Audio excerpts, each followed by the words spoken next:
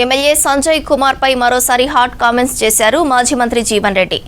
ఆ దొరకు కడుపు నింపుకోవడమే తెలుసని విమర్శించారు.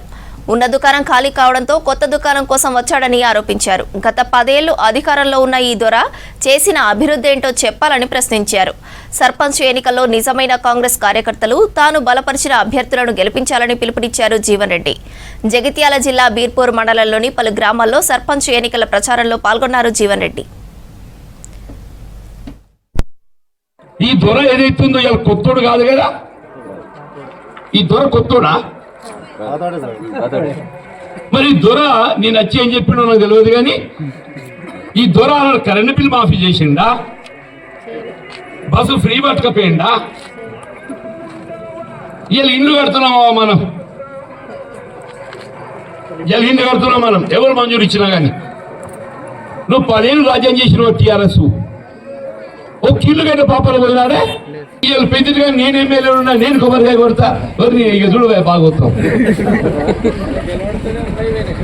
నేను చెప్తున్నా, రేపటికి వెళ్ళి ఏదున్నా కొబ్బరికాయ కొట్టాడు ఎవరు అంటే మా తోట శ్రీనివాస. ఈ గూడమంగళ వెళ్ళిపించిందా, జీవన్ రెడ్డి ఇచ్చిందా, దొర ఇచ్చిందా?